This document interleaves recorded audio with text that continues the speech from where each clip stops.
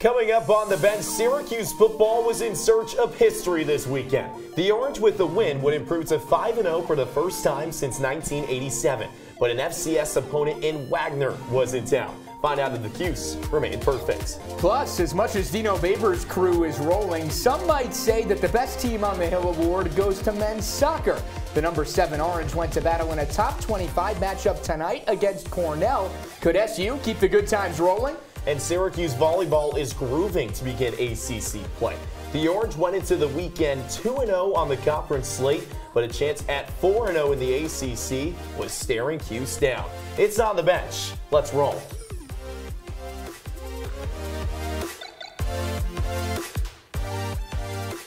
Hey there, welcome to On the Bench. That's Johnny Gadamowitz. I'm Trey Redfield. Johnny, 8 programs are in action right now on the Hill. Half of them came into the weekend ranked. Exciting times for Syracuse athletics, Trey. We've hit October, though. It's that point in the year where we start to figure out who's for real and who maybe fizzles out a bit as conference play progresses. It's a good thing that this show is for real. And as always, we begin with this week's headlines. On Thursday, Syracuse women's soccer goalkeeper Lizianne Prue was called up to the Canadian women's national team. The Montreal native will be in Spain to represent the Canadians in international friendlies that go until this Monday. Prue wrapped up her final year of eligibility last season. The keeper tallied 96 saves in 2021, finishing her collegiate career with 281 saves at net. Prue is the Cuse's single-season record holder in saves per match with 9.1, set back in 2020. Canada is set to face Argentina on Thursday and Morocco on Monday. Let's travel off the Hill for a moment to nearby Lemoyne College. The school is looking at moving up to the Division I level. Currently competing in D2, the Dolphins used to be a part of Division I as part of the MAC when it came to baseball and women's lacrosse. However, when the conference decided schools must be D1 for all sports, Lemoyne dropped back down to D2. So what could this mean for the Orange? SU and Lemoyne regularly see each other in exhibition games in men's hoops, most recently last year, and you would figure the schools would play more impactful regular season games in the non-con, considering they're only a mere 2.6 miles apart. 1987 was the last time Syracuse football started a season 5-0. But on Saturday, the Orange, with the win, could match that. Some would say the opponent is easy. Wagner from the FCS. The Seahawks have lost their last 23 games, and the Orange were poised to make it 24. Syracuse and Wagner for the 3rd time ever. The most recent matchup coming in 2018 when the Orange won 62-10, and early in the first quarter it was looking something similar. Schroeder keeping it himself, going in for the score. It's Syracuse that has itself a 7-0 lead, 3.5 minutes in, and then this is the Sean Tucker we all know. 5.5 minutes to go in the first, finds the hole, deuces. 60 yards to the house. Tucker goes the longest run in his collegiate career. It's now the Orange up 14-0. And then with less than a minute to go, Tucker one more time. The bounce to the outside. He goes in for his 2nd score on the afternoon. Syracuse leading 21-0 after 1 quarter of play. And in the second, it was Garrett Schroeder going to the air, this time to Umari Hatcher in the back corner of the end zone. That was Hatcher's first collegiate catch, and he can waddle his way to his first collegiate touchdown. Speaking of first touchdowns in Orange, Devon Cooper with one right here, making the catch, getting a couple of blocks. It's an easy path to the end zone. Cooper goes in, the 7th year getting in, and he's dancing to a 35-0 Syracuse lead. And why not the defense getting involved? Deuce Chestnut wanting some. He gets the pick 6 off Ryan Kraft. Easy walk into the end zone. The Orange now up 42-0, and then some icing on the cake for you in the first half. Tucker one more time. He finished with over 200 yards on the ground and 3 touchdowns. Syracuse cruises 59-0. More on Tucker's performance. We send it over to John Eads. Coming into today's game, Sean Tucker's longest carry of the season was for 13 yards. Syracuse was waiting, pleading for that home run hitting play, and today they finally got it as Sean Tucker crossed the 40-yard line, made a jump cut, and 60 yards later found the end zone for his longest carry of the season, part of a 200-yard game, the 2nd of his career. So what was different today with the Syracuse Red game? SU head coach Dino Babers says the offensive line was sick of hearing the criticism. I just think the guys they're just there's a lot of want to. You know, they're just getting tired of hearing people talk about it, maybe me, and they just wanted me not to talk to them about it for the next week. So I'm glad they're tired of hearing my voice, and I was really happy with the results of it. Definitely, I would say just put in more work, you know, just try to do extra, you know, working on my speed, working on what I'm best at, and it showed on the field.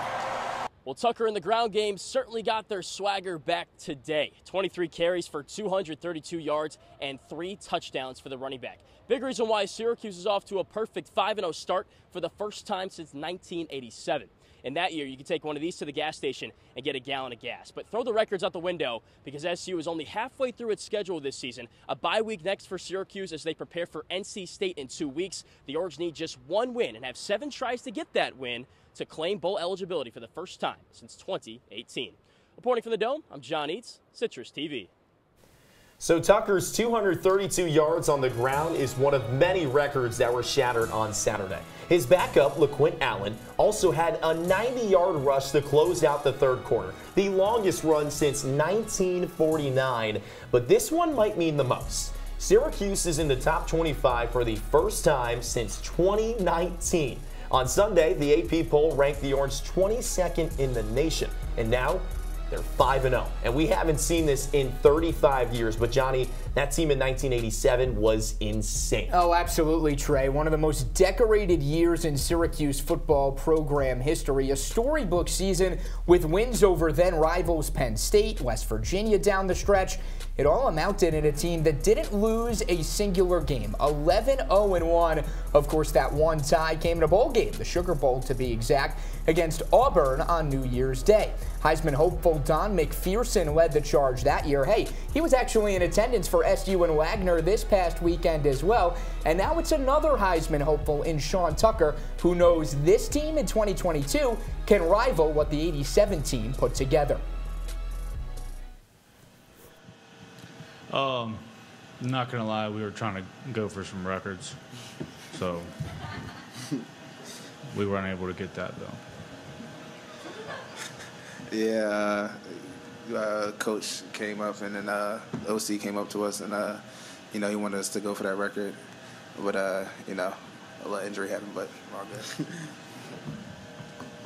I mean, speaking. And Syracuse may have been too greedy. You mentioned, or well, Tucker mentioned his injury. On the Orange's first offensive drive in the third quarter, Sean Tucker went down for the 3rd time this season. Johnny, we talked about this before the show. We were shocked to see him back out there in the third quarter. Yeah, there's no need for it whatsoever. Syracuse head coach Dino Baber is saying that, look, that's typical. Even in blowouts, you have your guys go out there at least for the first drive of quarter number 3, then you let them get their rest. I'm sorry, Dino, that's unwarranted at this point. You look at what this Syracuse team has done so far. They hadn't really needed Sean Tucker through the first 5 games. This gauntlet of a schedule coming up, they are going to need not just a vintage Sean Tucker, but a healthy Sean Tucker, rolling him out there up 40 points in the third quarter against Wagner. There's no need for it, Trey. You mentioned the tough schedule ahead after the bye week. 7 opponents remain. 2 of them are unranked, and 1 of them is Notre Dame. Still plenty to get to on the bench. Both 7th-ranked Syracuse men's soccer and Cuse women's soccer have found success. Both Ian McIntyre and Nikki Thrasher-Adams squads are coming off of weekend victories. Find out if both teams started a winning streak when we come back. I see you mobbing over her. Let's go. Let's mob. Let's crawl. Let's crawl. Let's crawl. Hey, yo, we mobbing. Come on, girl. Let's crawl. Hey, yo, let's crawl. Hey, yo, let's crawl. Hey, let's crawl. Hey, yo, let's crawl.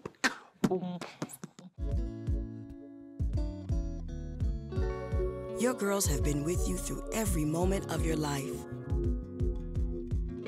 They were with you when you felt unbreakable. With you that time you felt most alone. And with you when you realized you would never be. They were with you when you shared your love with the world.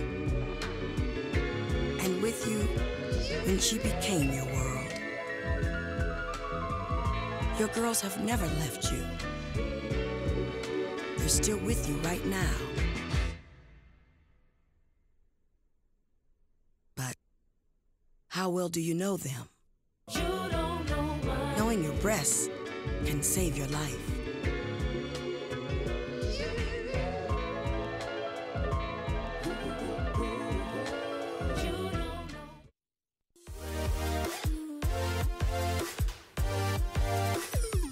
Back here on the bench, Johnny Gadamowitz, Trey Redfield. Johnny, 7th-ranked Syracuse men's soccer last time out lost its first match of the year, but a chance for the Orange to return to their winning ways came this weekend in Blacksburg.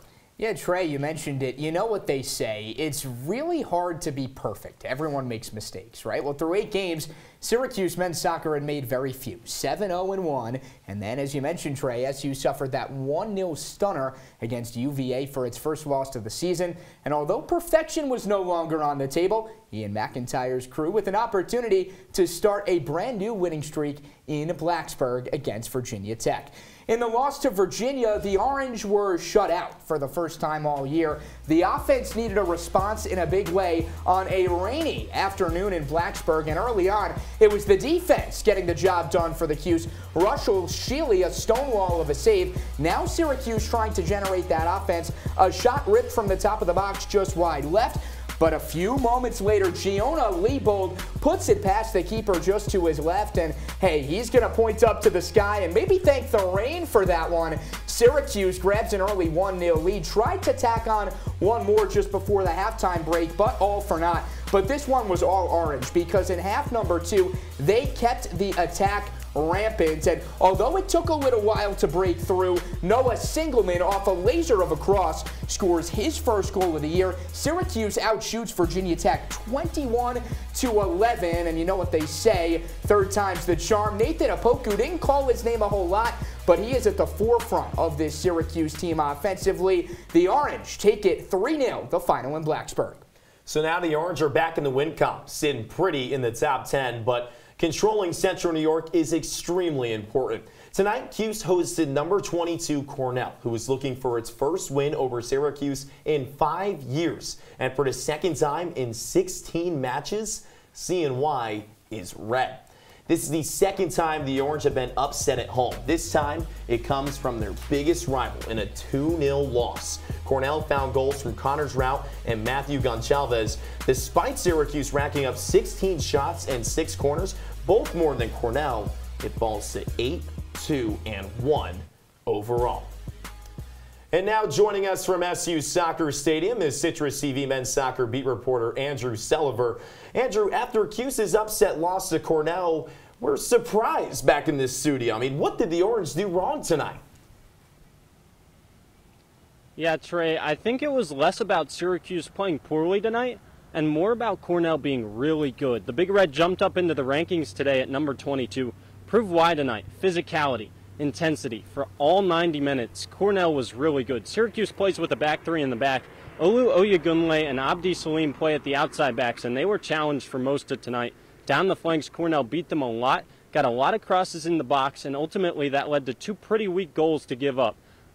Booster Schoberg, the starting center back for Syracuse, said after the game that you can't give up weak goals like an own goal or a penalty kick if you want to win games against top 25 opponents.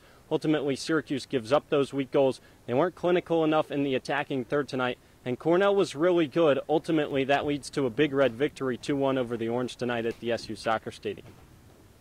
Andrew, at the end of the day, will this loss just be a blip on Syracuse's radar, or from what you saw tonight, should there be some bigger picture concerns here?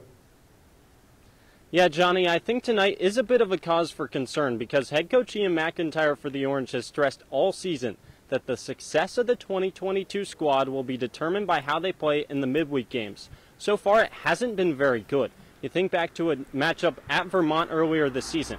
The Orange tie 1-1. Syracuse did not have a lot of scoring opportunities in that one. Then Niagara at home, just a 1-0 win for SU. That's a game that if Syracuse plays its A game, probably wins 3 or 4-0 in that one. And then tonight, Syracuse doesn't bring its best soccer. Ultimately, they fall to a top 25 opponent. On Friday, everybody knows number 4 Wake Forest is in town. Top spot in the ACC Atlantic's up for grabs. But then on Monday, on short rest, We'll see how the Orange bounce back against Loyola in the midweek. That's Andrew Selliver from SU Soccer Stadium recapping the Orange's 2-1 loss to Cornell. Andrew, thanks so much for joining us. After Syracuse women's soccer wrapped up non-conference play with a 7-1 record, its best start in program history, the Orange have been met by a tough ACC slate. The Orange, going into their match with Wake Forest on Sunday, was 1-2 in conference play with losses against Duke and North Carolina. Despite Cuse's win over Miami 2 Sundays ago, Wake was too tall of a task this Sunday. The Orange fell on the road to the Demon Deacons 2-0 behind second-half goals from Emily Morris and Giovanna DeMarco. With the loss, Cuse is now 8-4 overall and 1-3 in ACC play. Next up for Syracuse is a road clash with Boston College on Thursday at 5:30. Follow Colin Davies on Twitter @DaviesColin for live updates. Coming up on the bench, we're just getting going. Trey and I will be practicing our serve, sets, bumps, and spikes. No, just kidding. That would be pretty cool, though. But we will tell you everything you need to know about SU volleyball. Don't go anywhere. We'll be right back. Fancy pants peanut butter? A big screen television? You haven't even bought a sofa yet. A motorcycle? When your father finds out, he's gonna flip his shoes with 2 buckles? What do you even need 2 buckles for? Mr. Big Shot, buying whiskey shots for everybody in the bar. From the looks of it, I'd say nobody even remembers. Feed the pig. Come on, it's not that hard. My big man fingers are having a problem with these little tiny buttons. Whoa, watch it there. Your blood pressure's gonna go through the roof. Tell me about it. I'm trying to learn how to get it down. Instead, it keeps going up. High blood pressure can increase the risk for heart attack or stroke. Learn how to keep yours at a healthy range. Ever hear a voice command? Just say text barbershop to 97779. That's not what I said. Just give me that. Now my blood pressure's up.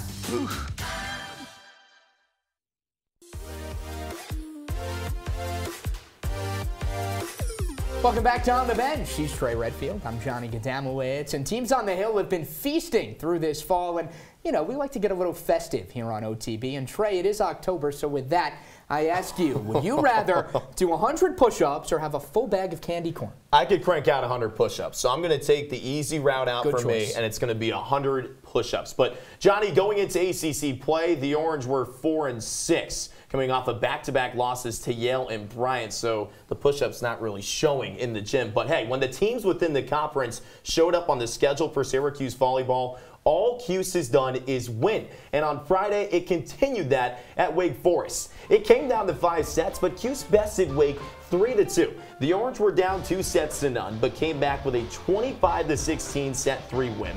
26-24 close victory in the 4th set, and finished in the 5th set with a 15-12 exclamation point. And Johnny, the winning did not stop at Virginia Tech. Yeah, earlier in the show we told you about men's soccer's victory at Virginia Tech. Volleyball, the same fate, a 3-1 victory for the Orange over the Hokies to stay undefeated at 4-0 in ACC play. And it was really total and utter domination for the Cuse, who bested the Hokies in points, kills, aces, blocks, assists, you name it, and who else but Paulina Shimanova leading the charge for SU. Another double-double for the grad student, 24 kills and 17 digs. Now next up for the Orange, a date with Notre Dame on Friday. And now we're joined by Citrus TV's volleyball beat reporter Ryan Bridges. Ryan, when the ACC preseason poll came out, it was Syracuse picked to finish dead last. But now the Orange are 4-0 in ACC play. What's behind Syracuse's hot start? Yeah, Trey, it's been one word for this Syracuse team. It's been discipline, not just with their execution, because they've limited unforced errors. They've been able to keep their hits down and inside the orange zone, which is so important, of course, in volleyball.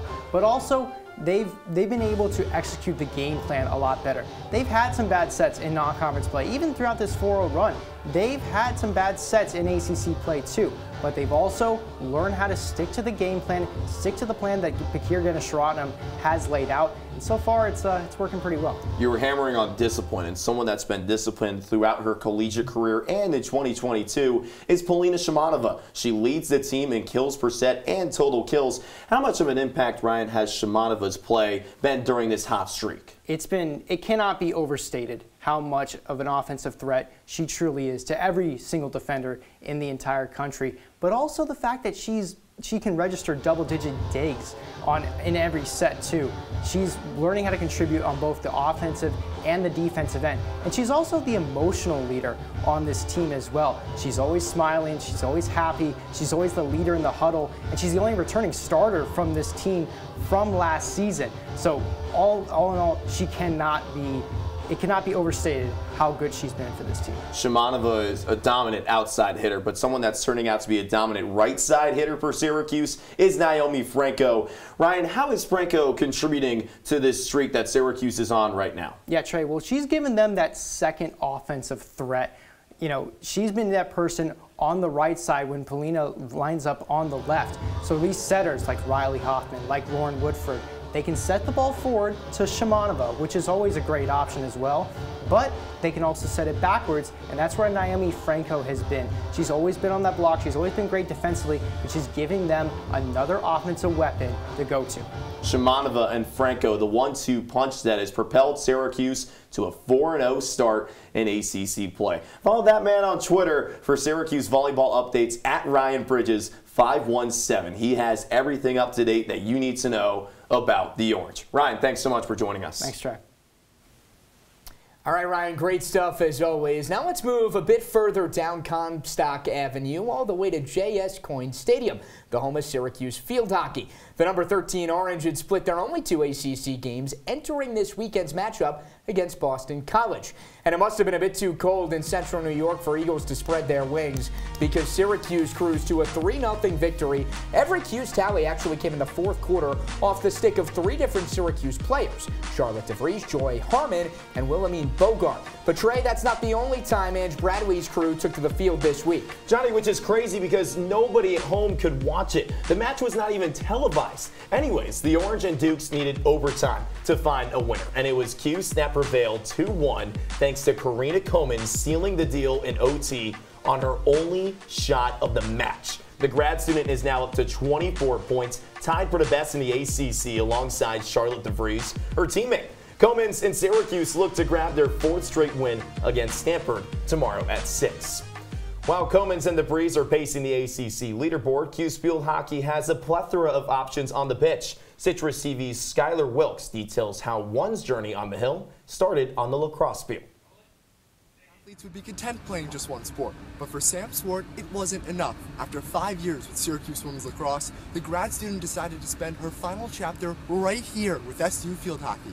I love Syracuse, and Syracuse has given me so much with lacrosse for the last 5 years, and if I had the opportunity to stay again like I did, of course I had to take it. After making 68 starts and scoring 147 goals on the lacrosse field, Swart has taken more of a backseat role with Ange Bradley's squad.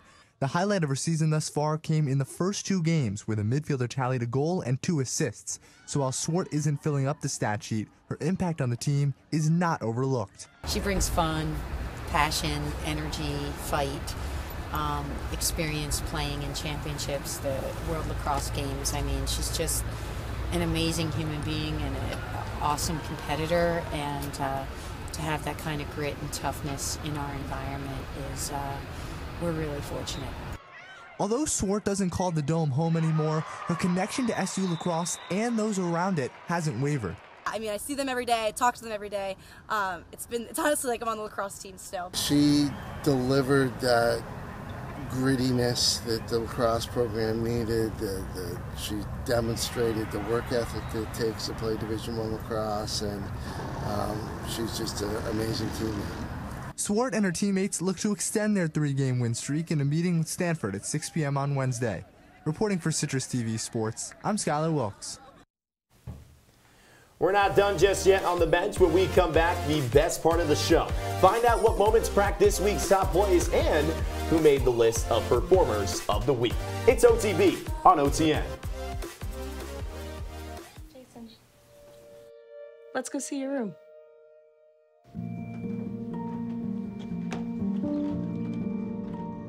What do you think?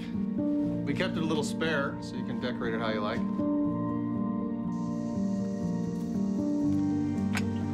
Dinner. Go. Excellent. Soccer is fun. Yeah, I saw you guys out there. We're the family. Yeah! I thought you were on my team.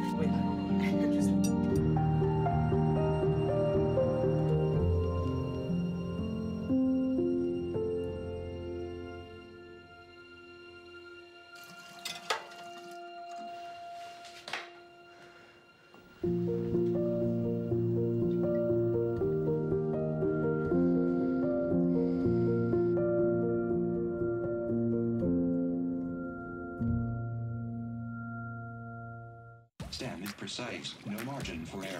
Dare to forget that. Dare to have fun with it. Get weird with it. Dare to send those old STEM theories flying past the neighbor's house into outer space. Dare to program something internet-breaking, record-breaking. Dare to blow their minds. Dare to learn the difference between sedimentary and metamorphic rock. Go find those rocks. Dare to keep daring. Dare to STEM. Check out She Can STEM to get started.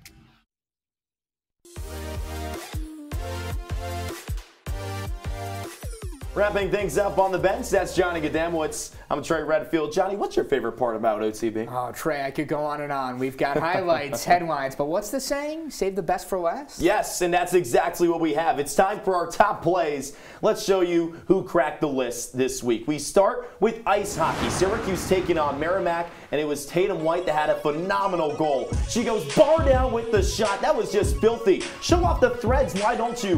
One more look at it. A couple of nice moves, and then doink, off the crossbar it goes. Syracuse evens its weekend series with Merrimack. Our play number 2 goes to a gentleman that hasn't heard his name as much as we thought we would all season. But if there was ever any doubt Sean Tucker had lost his superhuman abilities, he put that to bed this weekend against Wagner. A 60-yard burst to the end zone, part of a 232-yard, 3-touchdown day on the ground for number 34. That's pretty good, but I got one that's even better. We're going to stick on the gridiron for this. We go to Ironde Gadsden. Look at this. He makes the catch, right? But we're not done just yet. He just throws off one guy. Oh, my. Whoa. Gadsden. Whoa, what are you doing with this? He sent throwback all the way back to I-81 with that ankle braided. Syracuse takes it 59-0. Filthy. Filthy stuff. But let's go from the best plays to players. It's time to show you on the benches performers of the week. And we start on the volleyball court with Syracuse volleyball. Not Paulina Shimanova, but how about Naomi Franco? The right side hitter had 29 kills this weekend. 23 of them came in Friday's 5-set win at Wake Forest. Franco went into the weekend with a season high of 15 kills. That total came against Bryant back in the middle of September. But, Johnny, Franco's good. We talked about it. Shimanova on the outside, Franco on the right side. All right, let's move over to the gridiron. How about Garrett Schroeder for Performer of the Week number 2? The man leading the charge.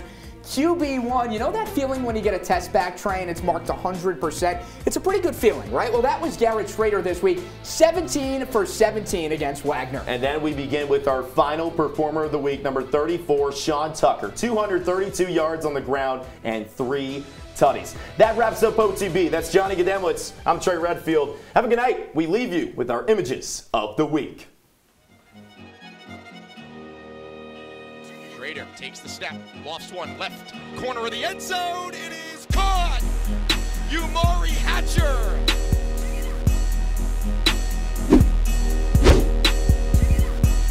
Stiff bars a man on the right hash. It goes into the end zone. It's caught by Cooper, and it opens up another touchdown for Syracuse. I'm not gonna lie, we were trying to go for some records, so.